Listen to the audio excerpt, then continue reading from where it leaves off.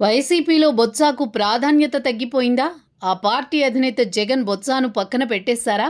త్వరలో ఆయనకు శాసనమండలిలో ప్రతిపక్ష నేత హోదా నుంచి ఉద్వాసన చెప్పేస్తారా అన్న ప్రశ్నలకు వైసీపీ వర్గాల నుంచి అవునన్న సమాధానం వస్తోంది.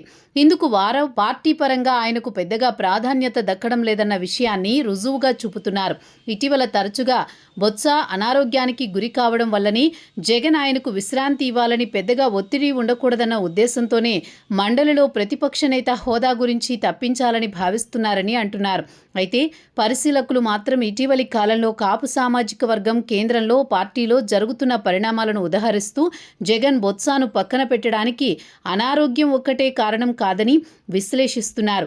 తమ విశ్లేషణకు రుజువుగా బీజేపీ సీనియర్ నాయకుడు సోము వీర్రాజు ఇటీవల ఒక సందర్భంలో వైసీపీలో కాపు సామాజిక వర్గానికి ప్రాధాన్యత తగ్గుతోందంటూ చేసిన వ్యాఖ్యలను చూపుతున్నారు. ఇక బొత్స స్థానంలో మండలిలో విపక్ష నేత పదవిని ఒక మహిళా నేతకు కట్టబెట్టాలన్న ఉద్దేశంతో జగన్ ఉన్నట్లు వైసీపీ వర్గాల్లో టాక్ నడుస్తోంది. అసలు విషయానికొస్తే బొత్సాను జగన్ పక్కన పెట్టడానికి ప్రధాన కారణం ఆయన గతంలోలా యాక్టివ్గా లేకపోవడం అంటున్నారు. ఇలాగే ఇటీవలి కాలంలో ఆయన జగన్తో పెద్దగా భేటీ అయినట్లు కనిపించకపోవడాన్ని చెబుతున్నారు. అన్నింటికీ మించి బొత్సాకు రాజకీయంగా గతంలో ఉన్న పట్టు సడలింది అని జగన్ భావిస్తున్నారు.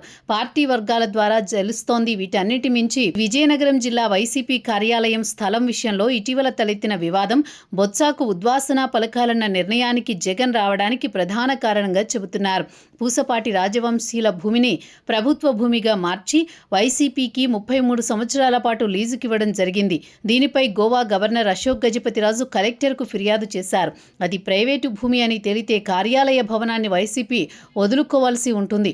అదే జరిగితే వైసీపీ ఇమేజ్ భారీగా డ్యామేజ్ అవుతుంది. ఈ విషయంలో జగన్ బొత్సాపై తీవ్రస్థాయిలో అసంతృప్తితో ఉన్నారని, అప్పట్లో మంత్రి స్థానంలో ఉన్న బొత్స నిర్లక్ష్యం కారణంగానే ఇప్పుడు ఈ వివాదం తలెత్తిందని జగన్ భావిస్తున్నట్లు పార్టీ వర్గాల్లో ప్రచారం జరుగుతోంది.